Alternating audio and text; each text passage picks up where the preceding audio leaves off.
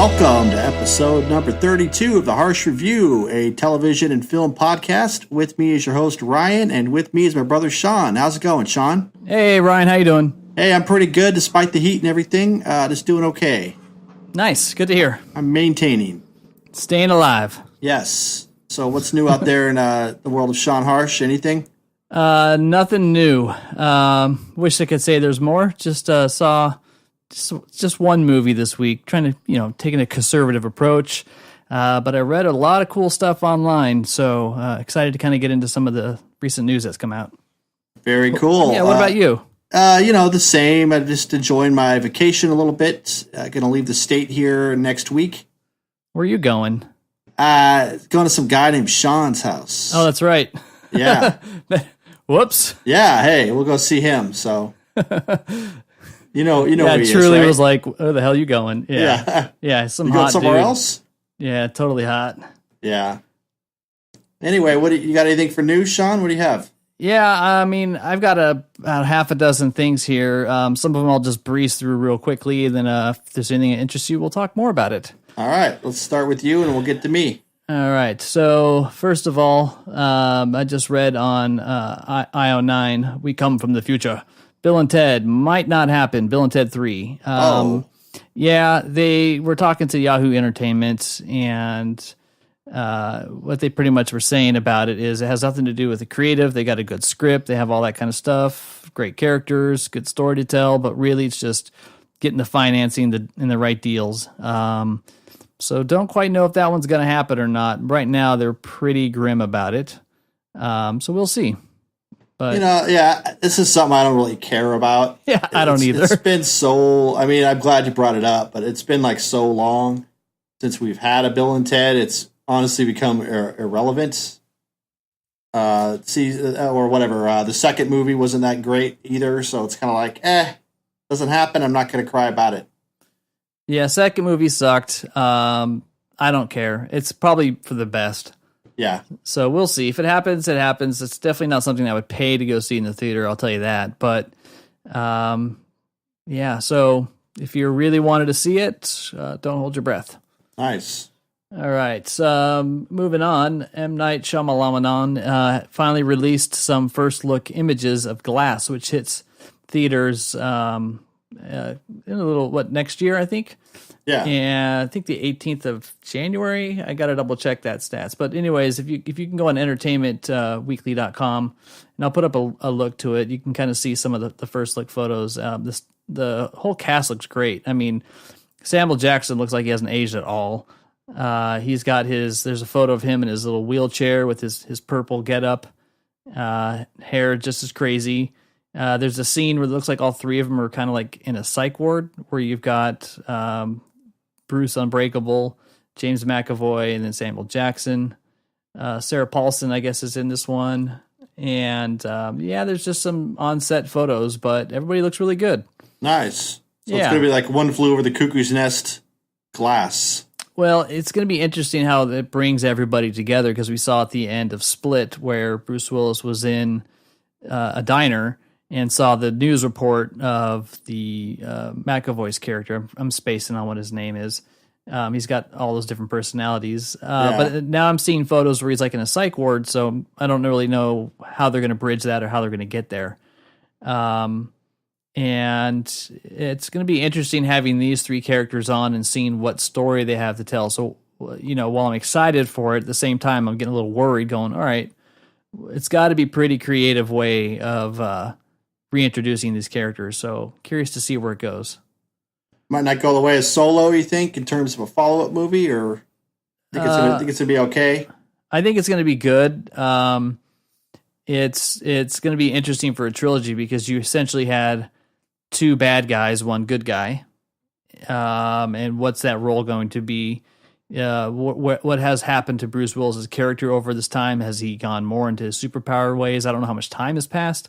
If it's just going to jump right into it. And then Mr. Glass obviously has been locked up for a while. So, it'll be interesting to see if it's 2 versus 1 or what dynamic comes to play. But then it's got to have something to tell. So promising. Like I said, I really want Shyamalan to get back to making some of his more tasteful movies. But again, you never really know what you're going to get. Yeah, but I did like Unbreakable, I think, better than Sixth Sense and some of his other films. So this is actually something I'm really looking forward to from him. Sure, it's Unbreakable is probably his best movie all around. It's just regardless of the movie he's telling. But again, who knows? We'll have to see. We'll have to see. All right, let's move on to Joaquin Phoenix, Hollywood Reporter. He had a little conversation with him about his Joker movie. He said, quote, "It feels unique. It is its own world in some ways." So it's the first time he's actually gone on the record. And he really pretty much told his manager, I guess, according to this article, Joaquin told his manager, quote, "Why don't they want to take one of these characters and just make a lower budget film about it, a movie, but a character study, and why not take one of the villains?" So the joke, that's something that he kind of was just having a discussion with about his manager, and then it kind of came out that it goes this part. But as I mentioned, the quote that he said earlier to finish that one, well, he says it feels unique and it's its own world in some ways, and maybe mostly it scares the fucking shit out of me or something. It might as well be the thing that scares you the most. So it sounds pretty promising. I don't know. It's interesting to hear him go on the record just saying how scary it is. And he's a method actor, much like a couple of the people that preceded him in this role. I don't know if that's scary in itself, that he'll take this way too seriously than like those other guys, or like the Heath Ledger actually did. Because it is a pretty intense part to play, and I could see how you can get really wrapped up in it. So hopefully he'll keep a clean head in this, and just remember, you're just playing a role, buddy. You're not something your whole life is all about. And Todd Phillips said that he's got a budget around $55 million to work with, and he describes it as, quote, "an exploration of a man disregarded by society that is not only a gritty character study, but also a broader cautionary tale." So this one is supposed to be coming late 2019. We could see it as early as that. So on the horizon, but I'm really curious to see what a low budget superhero or villain movie looks like. It's kind of been a while since we've got one from a AAA brand name. Yeah.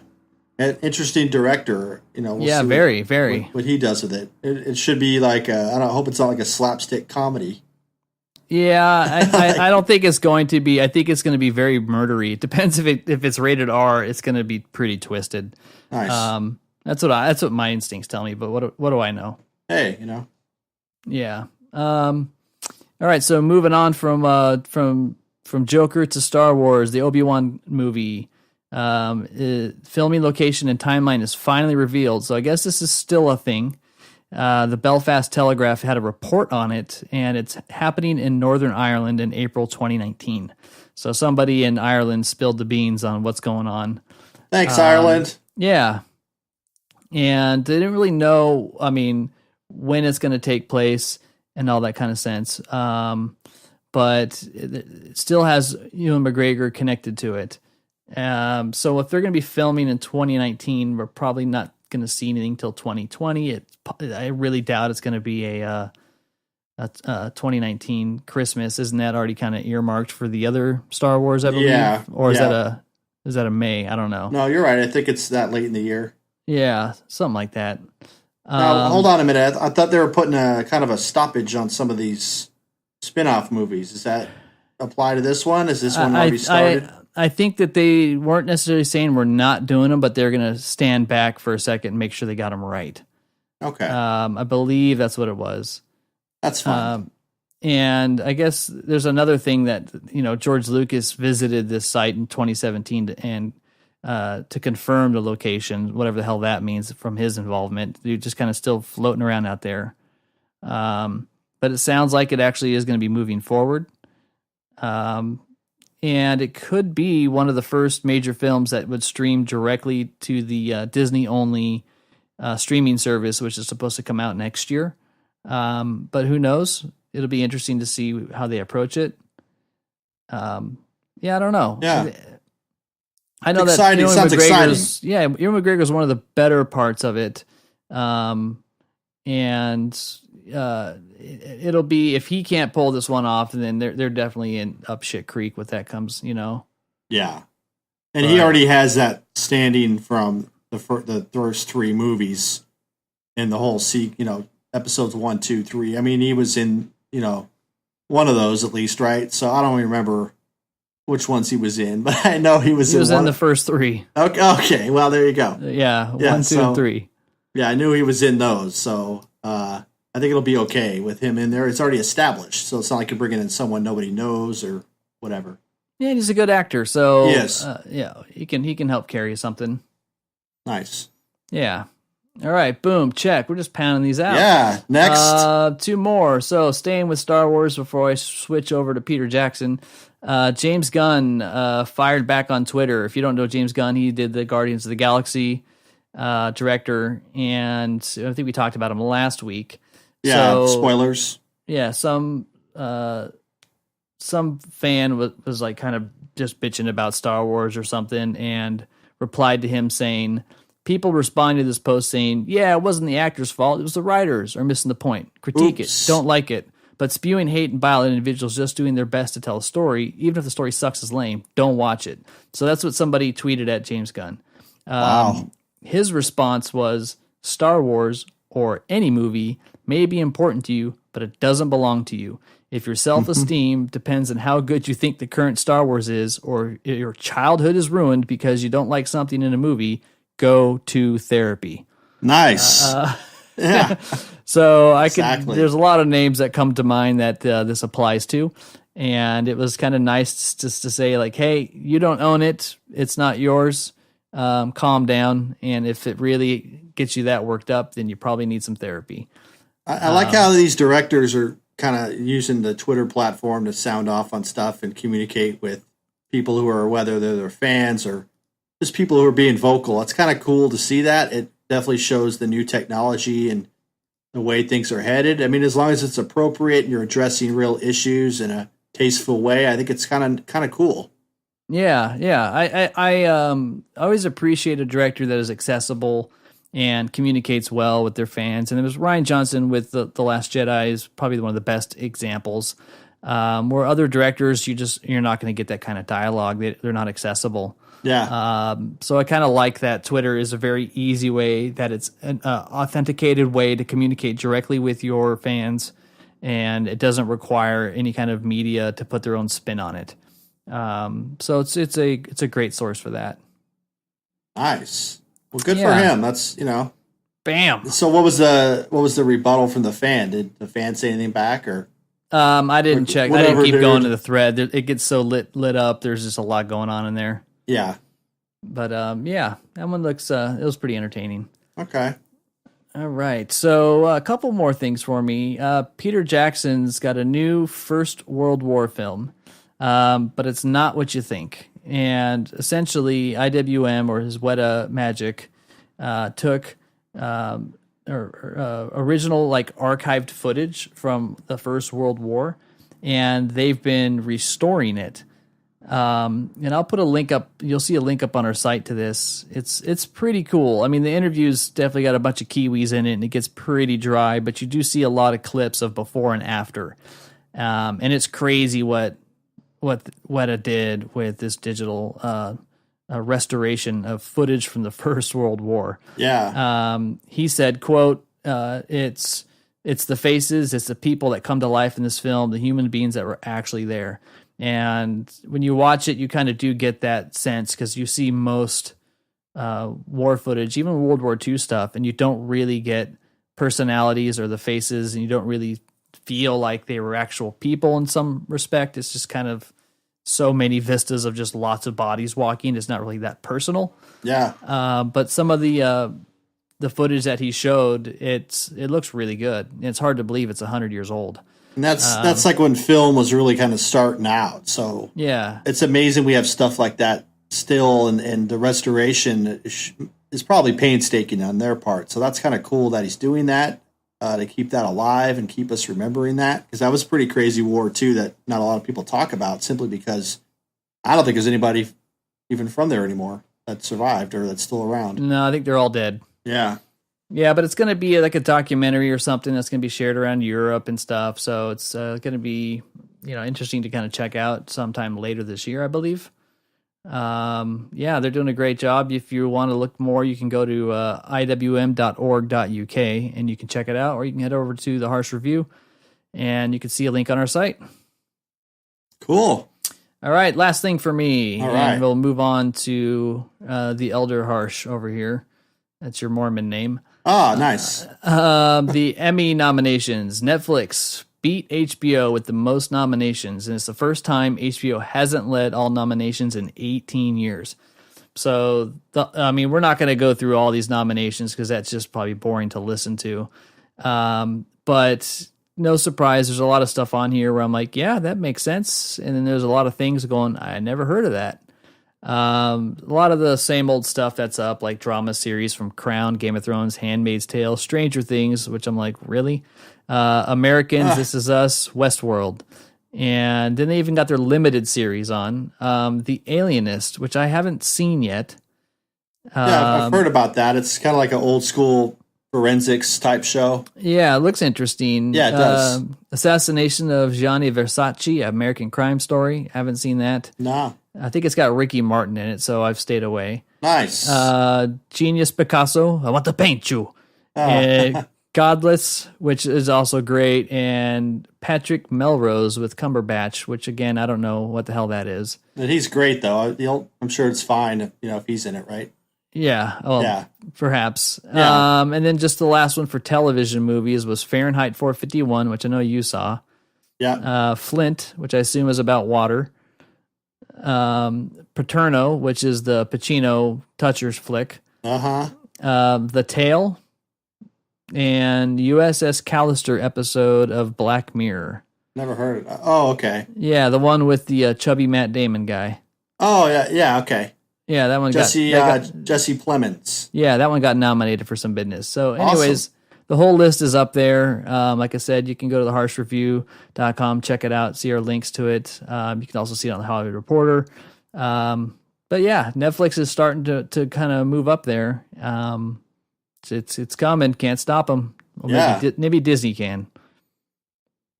Who knows, right? Maybe, yeah. Yeah. But hey, that's all I got for this week. Quick, fast, dirty news. All right, Sean. All right, Ryan. Well, I got some stuff for you here. Pay attention to our site this week. We've got some interesting news postings for you that are kind of adapted from this episode. So I want to talk about those two first. First thing is about the last Blockbuster video. Alaska was the holdout forever, and they just shut down 2 of their stores. So believe it or not, Sean, there's one Blockbuster video franchise store still holding it down. Do you want to know where that is? Isn't it in Oregon? Yeah, it's in Bend, Oregon. I need to go there. Yeah, I'm sure it's going to be like some kind of oddity, and people are just kind of going in there and looking at it, not really buying anything or renting anything. But yeah, they've shut down all their places. It's pretty much since 2013 they have folded all their stores and just kind of conceded that Netflix has really taken over in terms of everything. So, who wants to go drive and rent some shit when you can just go online? Yeah, and I'm sure we remember just kind of all the things that Blockbuster is famous for, the late fees and the rental, if you don't rewind, you get charged for that. I found that a lot of their employees weren't very knowledgeable about stuff sometimes, so.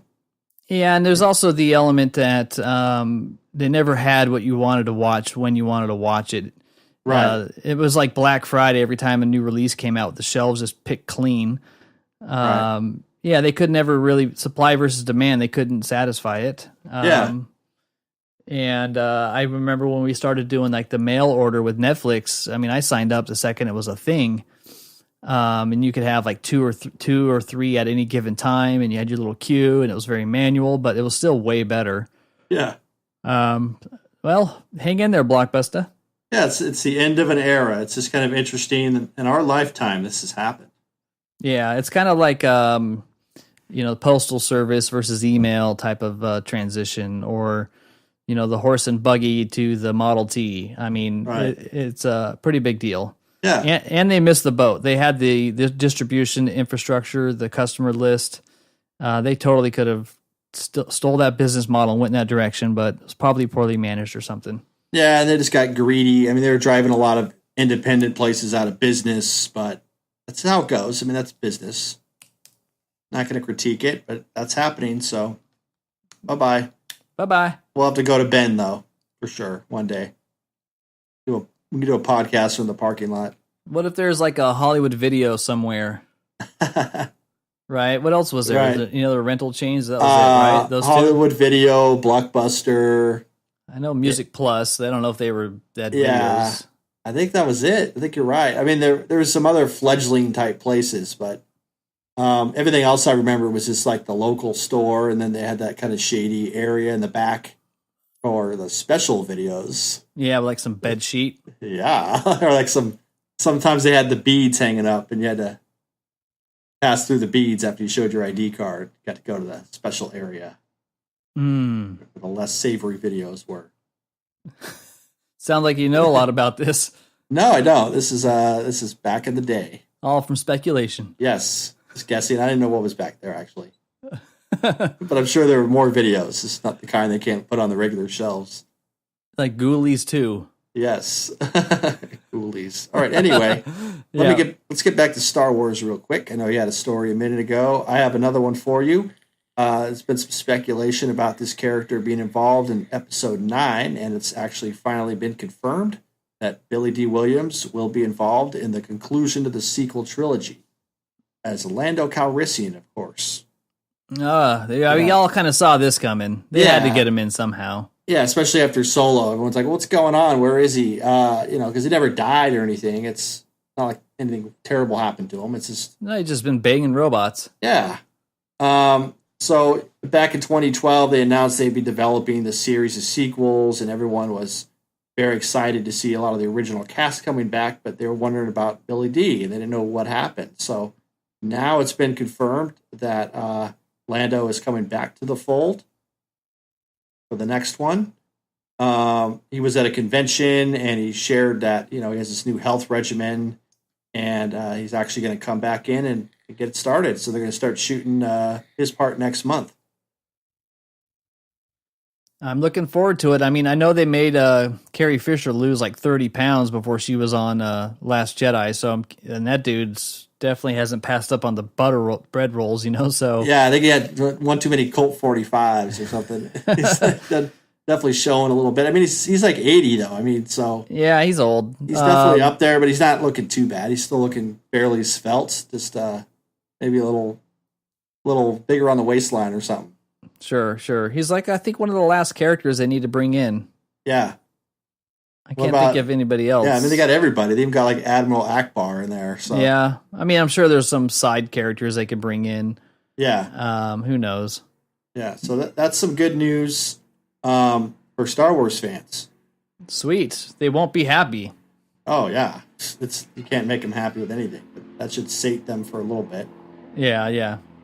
So we have that news, and then I also wanted to go back to some stuff about this new Sacha Baron Cohen show that you touched on last time. By the time this podcast airs, episode 1 will have already aired.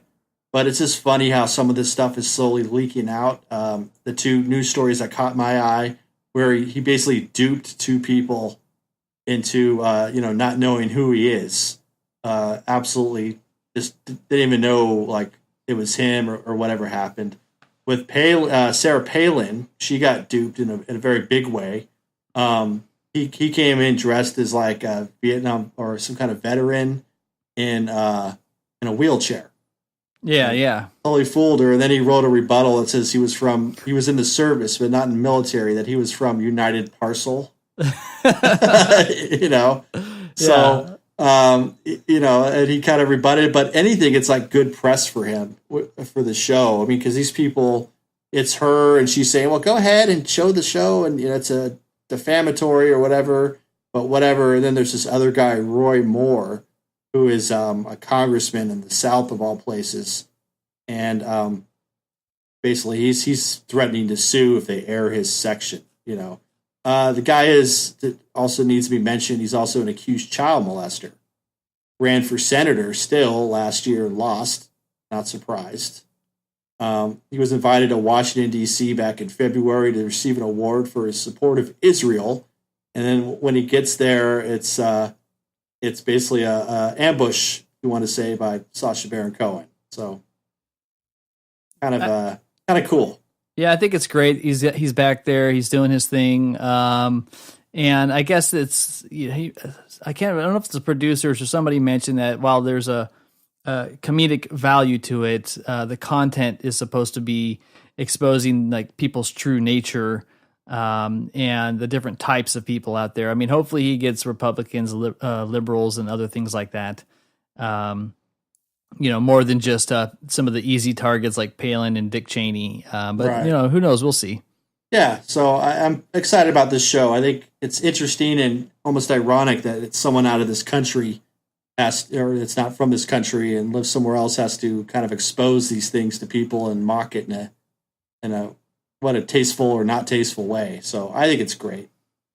Yeah, I'm also curious on how they're going to present the context. Is he going to be kind of like a John Oliver type host where he cues up the scenes, or is it going to jump right into it?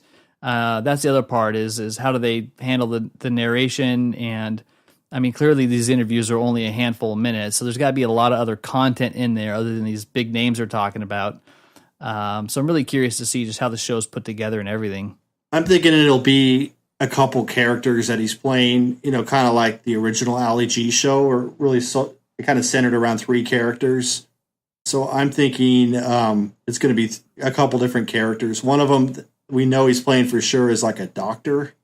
Like it's like his title is like a doctor with a PhD or something like that. Who's from the South and who's a Republican. So, and then I saw some picture of him playing some gun nut, looking nothing like him, but he's pretty good at being the master of disguise, more so than Dana Carvey, in perhaps the worst movie ever made. So yeah, Dana Carvey doesn't have the voice he does to disguise it, Right. Cool. So looking forward to this show. We'll have to, I don't have Showtime, but I'll find, some way to order it or whatever. So yeah, I'm curious. It might pop up on, there might be clips online or YouTube, or it could be on Apple TV or something like that. So we'll look out for it. Yeah. Another news story that'll be on our website this week is concerning a new Hulu show that I'm very excited about called Castle Rock.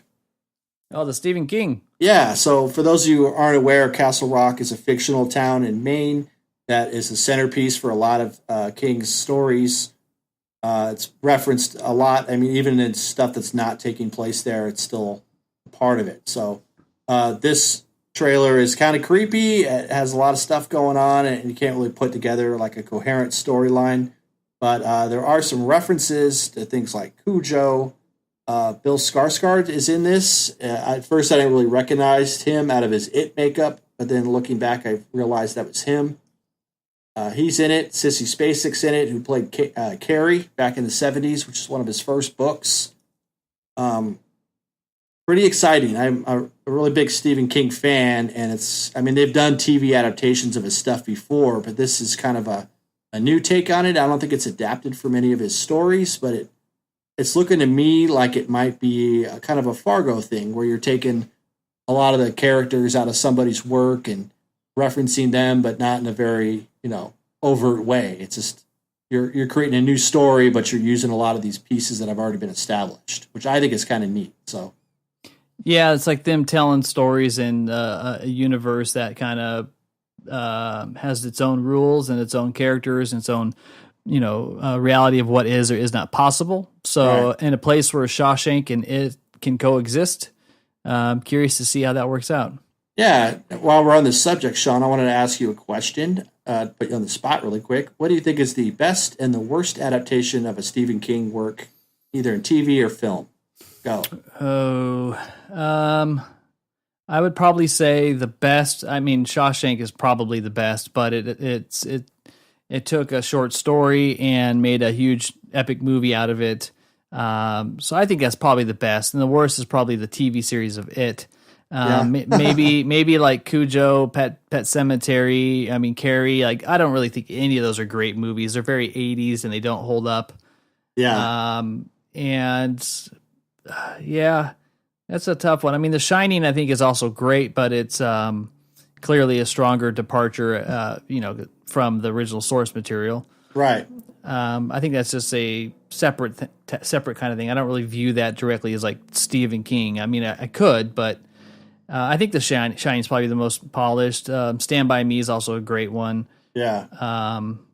Yeah, I don't know. You have a different feeling? No, I mean, I agree. I think the three I like the best are Green Mile, Shawshank, and Stand By Me. And it's funny because all those want to help you, boss. All this story, I tried to take it back. Those three stories deal somewhat with the supernatural in one of them, but like he's a really good like this kind of fiction writer, not having to do with horror. So that's kind of what those stories show. I think he has more bad ones than good ones, though. To be honest with you, Dreamcatcher was freaking a piece of shit. Yeah, that was horrible. A good one. Damian Lewis, like right, like this great actor at the time. No one really knew who he was inside of Band of Brothers, but has to do that movie. Maximum Overdrive is pretty bad, even though it had a cool soundtrack by AC/DC. Even like it's kind of campy, even, but Creepshow was pretty bad, and that one starred Stephen King, which thankfully he never really did too much after that. So I think it's a mixed bag. It's very difficult to adapt anyone's work to screen. But he has some good ones, but he has a lot of bad ones. So I'm looking forward to Castle Rock, though. It airs July 25th. Did you ever on Hulu? Did you ever get around to seeing Dark Tower?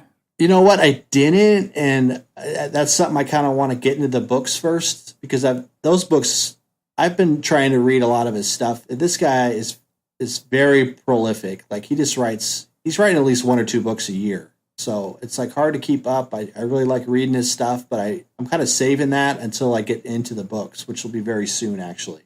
I figured you had read them by now. No, I might have read the first one a long time ago, but I know there's a lot of other ones in this series.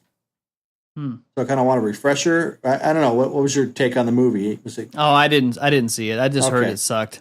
Yeah, I mean, just add that to the list then. Yeah, Matthew McConaughey, Idris Elba. Stringer Bell. Right? Yeah. We'll all know him as. All right. All right, so Castle Rock. Looking forward to it. Got a couple more for you, and then we'll move on. Let's see. What do I want to go with here? Well, Sean, there's this Roe versus Wade film coming out. I don't know if you've heard about it, but Roe versus Wade was the landmark case having to do with abortion rights. Yeah, I didn't know they were making a movie about it. Yeah, so they're making a movie. This was actually forwarded to me by a friend through Facebook, and she thought it was pretty interesting how this is going. But it's just kind of, and it's a very long article. I can put it up on our site if anyone has an interest in it. But basically, they're making this film, but it has a decidedly like pro-life slant to it, and what it's doing is a lot of people are signing up to do this, but then they're deciding that they don't want anything to do with it. So people are just kind of leaving, and that includes like cast and crew. It's called 1973, also known as Roe versus Wade, the movie. I don't know why they have to call it that, but it's about the case from 1973, and it has a pro-life perspective to it. So a lot of people are not really sure what this kind of movie is going to do. And I wanted to just ask you really quick, Sean, do you think movies have every right to like pitch a political agenda, or do you think that's not appropriate, or what? What do you think? No, I think it's the storyteller's right to tell whatever story they want from whatever point of view they want. I mean, I'm sure it's going to be, a similar format like most legal films, where it's going to show both sides and what it took to get something through. Clearly there's enough substance here where it should be captivating during a period of time, but I don't know. Yeah. It's a strange choice for a movie. It's more of like a People versus O.J. Simpson type of format, in my opinion. I don't know. Yeah.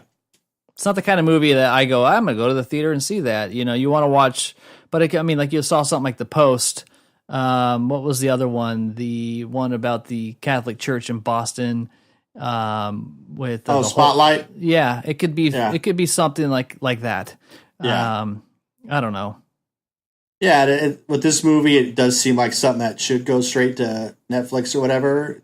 Got John Voight, Stacey Dash. Those are two like kind of heavy Republican people. So it's kind of like okay, we'll see. I mean, it's not something I'd go run out and look at, but it also has people like Joey Lawrence in it.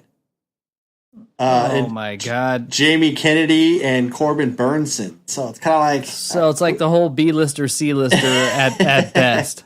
Pretty much. I don't think I've seen Corbin Burnson since Major League 2. Jeez. I don't know if he was in that one.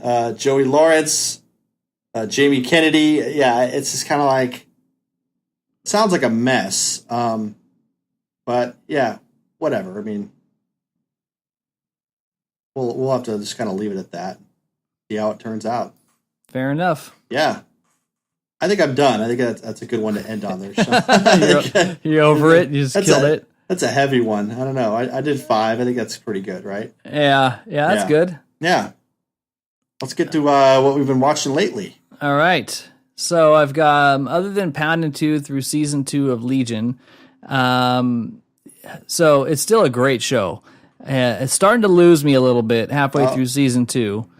Not that it's not interesting. It's just whenever I start a new episode, like a couple days after I watch one, the first thing I ask is, wait, is this the next episode? Did I skip ahead?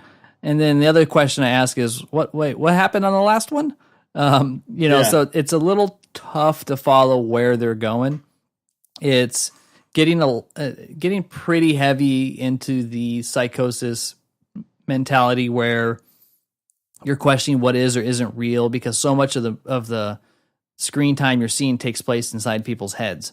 And it can be a little bit disorienting in following like the plot that's taking place in the physical universe. So they'll have an entire episode that's in someone's mind. But it's very creative how they did it. I still am just fascinated with the production quality of it and everything. But it is doesn't have that same kind of binge element to it like the first season did.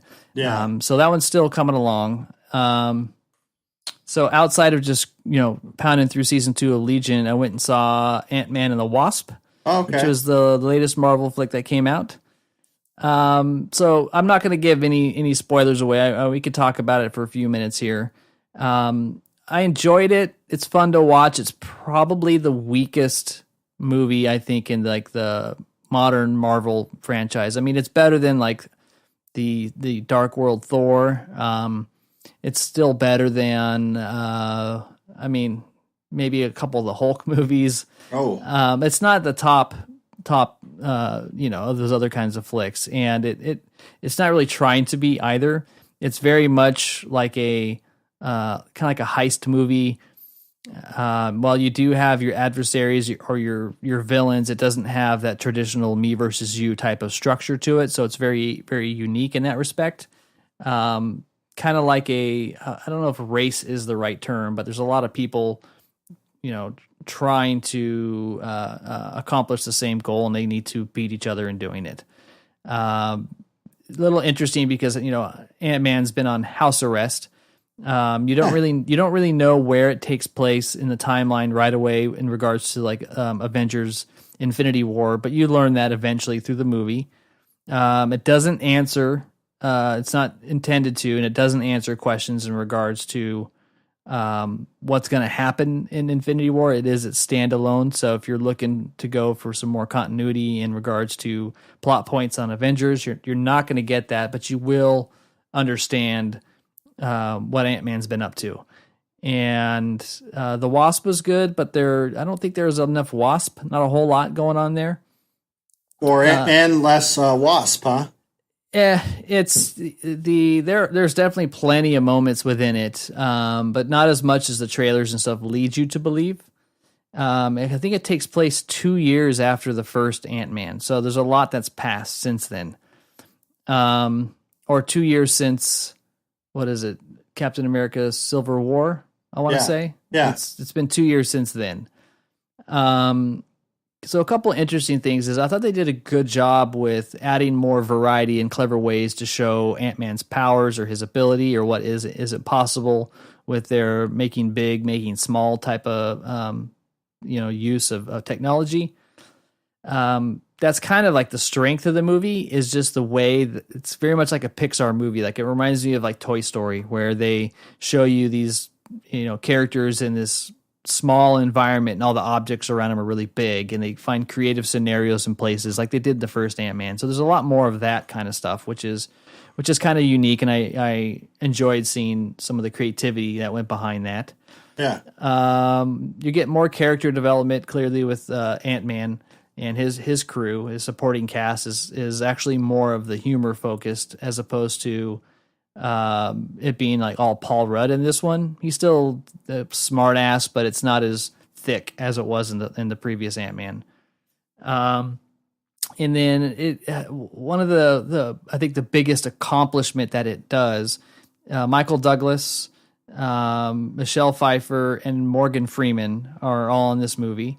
Cool. Not Morgan Freeman, sorry. Oops. Morpheus. Wrong black guy. Lawrence Fishburne. Lawrence Fishburne. I don't know why I even said Morgan Freeman. I had Shawshank on the mind. Ouch. They're all three of them in this movie, and they have like flashbacks to when they were younger.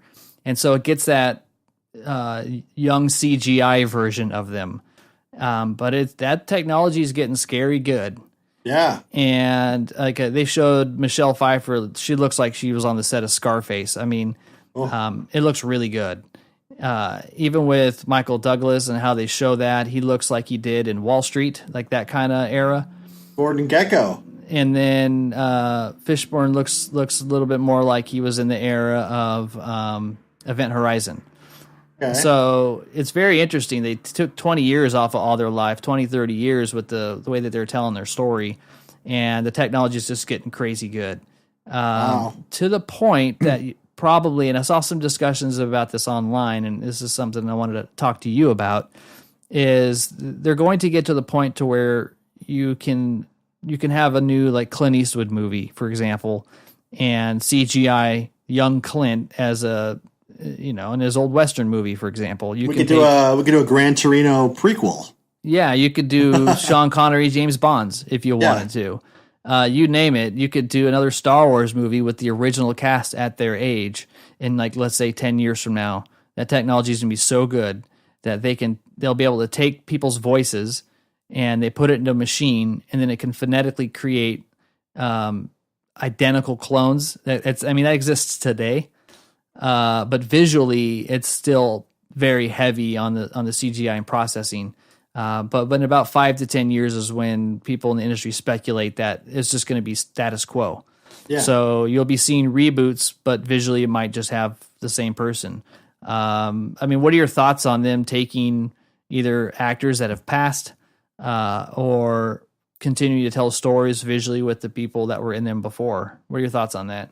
I think we first started seeing this around like Forrest Gump, right? Where you're kind of putting these guys in, but then it got. Well, I'm just kind of tracing the history of this stuff. That's a good start where you put an actor within footage, right. Archival footage, but the actor himself is still right. Who they are. The environment's different. That seems like where it started, but yeah, it's kind of creepy how they're able to do that now, and so it's like now what you're seeing is like you don't know how these people really look or how they're supposed to look, and a lot of stuff's digitized anyway, so it's kind of like we don't really know these true representations. I think it's pretty cool. I mean, it opens up a lot of new doors, and you can have a lot more possibilities, like you were saying. It's just, do we really want to see that? That's the question that these studios should be asking. That's a good question. Do is there going to be a high demand for seeing like a younger so-and-so or whatever? Yeah. Especially when we have a lot of great like new actors coming up. But then again, it might do a little bit for the actor or actress's ego to have themselves portrayed as much younger in a film.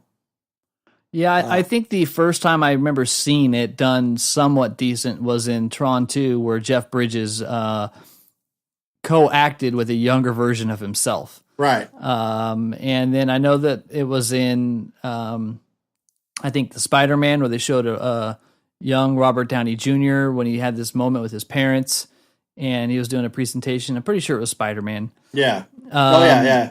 And then they've done it a handful of other times. They did it obviously in the Star Wars with the younger Leia.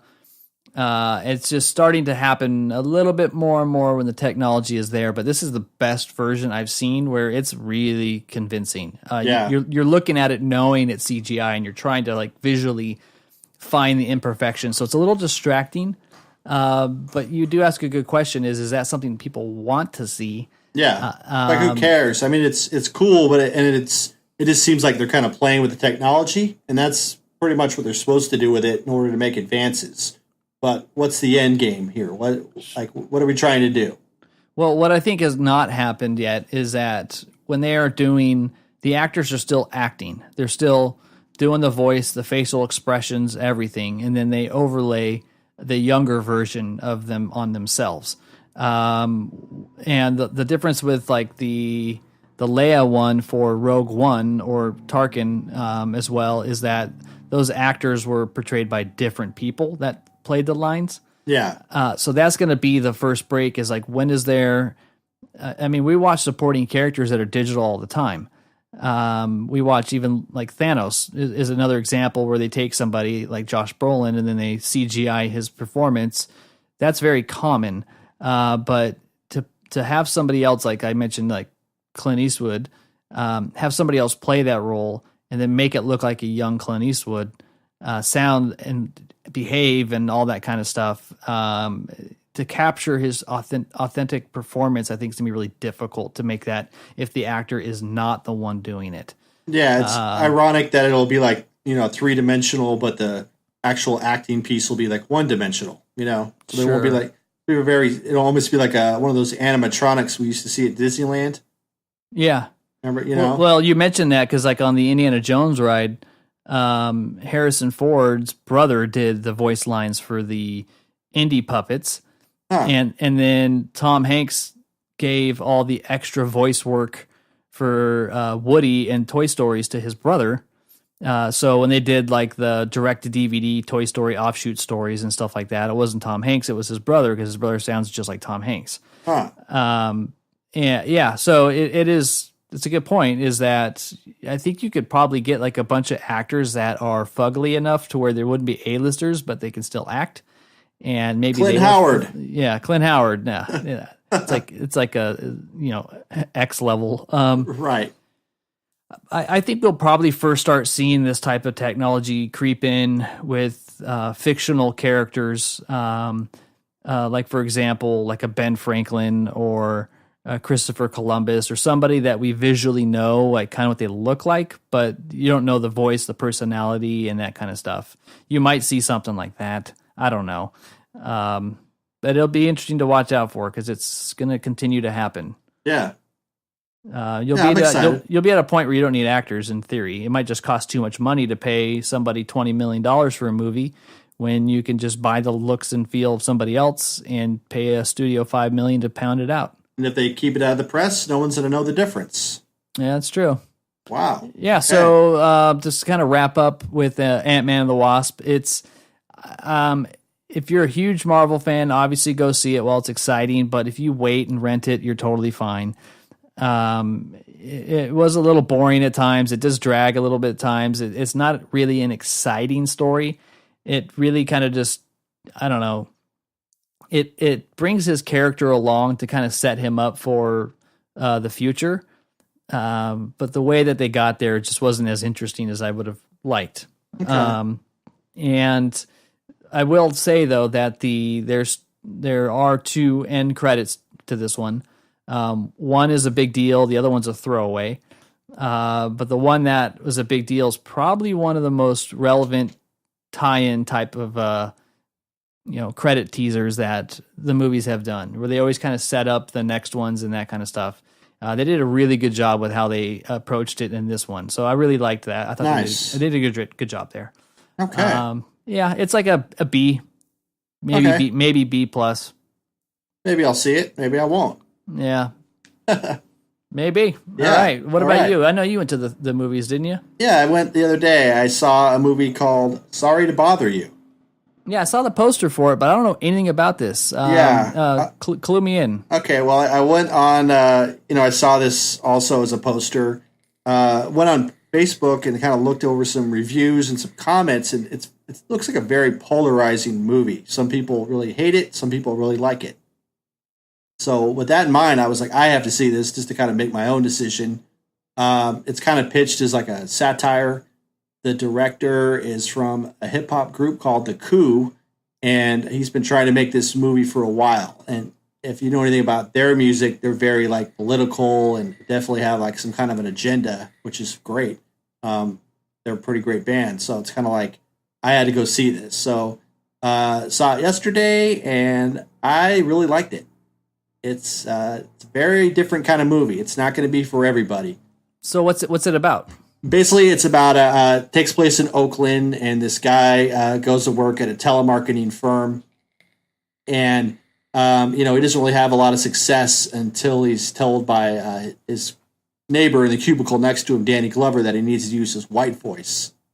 So he uses a white voice, which is voiced by David Cross, which is hilarious. And, he starts getting all these, people start buying stuff, and he starts getting pretty far ahead in the telemarketing firm. And then he gets moved up to, basically another level of the company. And so just real quick. So when he does his white voice, you still see him moving his mouth, but the voice is David Cross. Yeah. That's pretty clever. Yeah. And then he meets another guy, and, he's an African-American. He meets another guy who's African-American, and his white voice is done by Patton Oswalt. So I thought it was kind of cool. I didn't really know that two of my favorite comedians are in this movie, just kind of doing these white voices, which are pretty funny. I don't want to give the whole movie away. I mean, it does touch on a lot of different issues, not just race, but it goes into things like politics, working class, even the art world a little bit.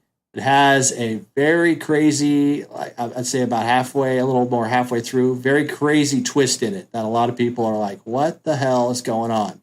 So it's pretty bizarre, but I think a lot of like the silliness kind of softens some of the blows of what the movie's really about. I mean, it's definitely has a pretty crazy message to it, and it's very timely, but it's never really kind of dumbed down, and the message isn't ever really thrown in your face. So I think a lot of the people that are kind of slamming this movie and it's getting good reviews. I mean, it's getting really good reviews and praise, but I think a lot of people that are kind of slamming this movie are missing the point of what it's about. But I thought it was phenomenal. It really kind of moves along, but again, it's not going to be for everybody. So it just depends on whether you want to go see a movie and not really think, then don't watch this movie. If you want to walk out and have something to think about for a while, then this movie is definitely for you.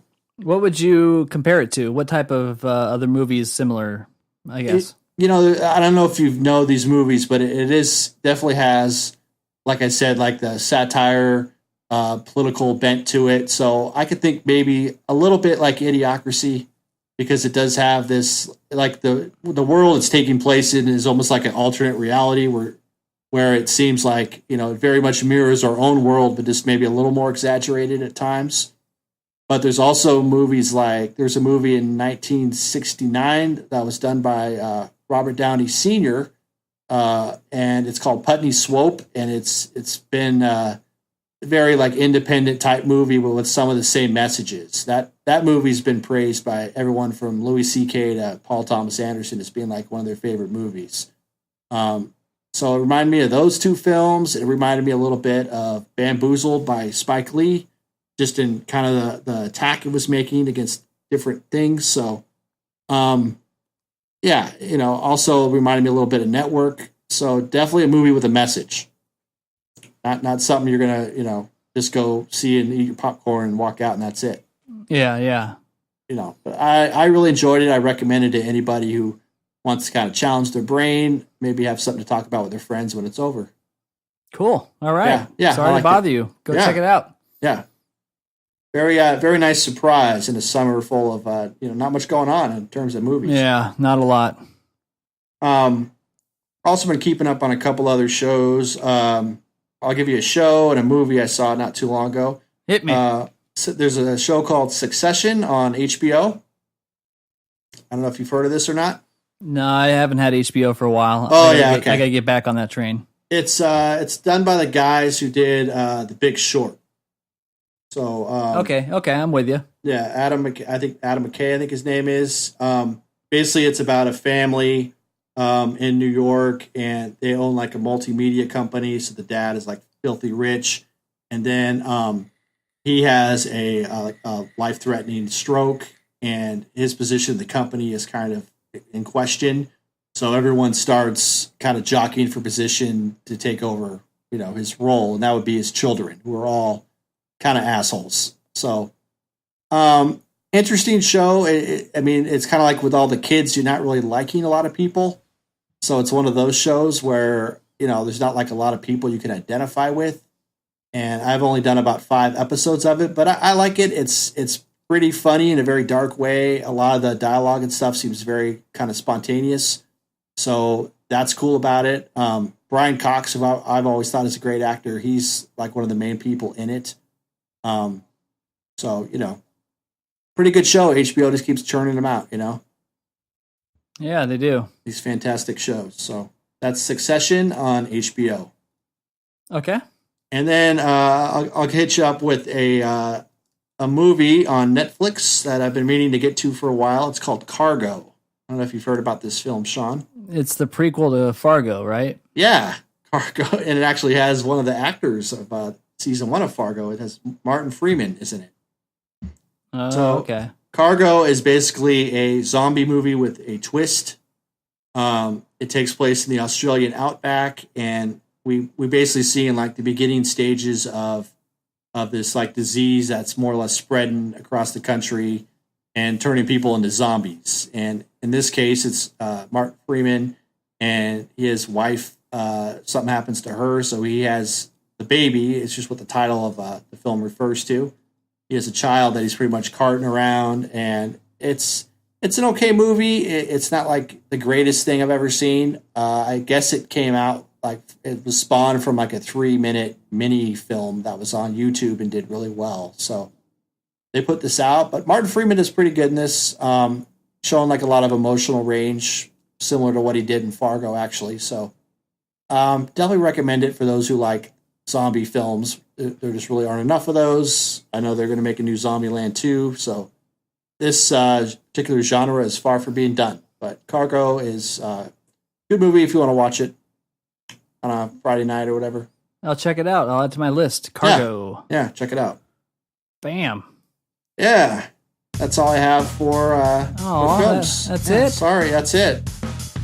All right. I'm not trying to best you or anything, and I'm also saving a couple for when we get back to the viewing challenge.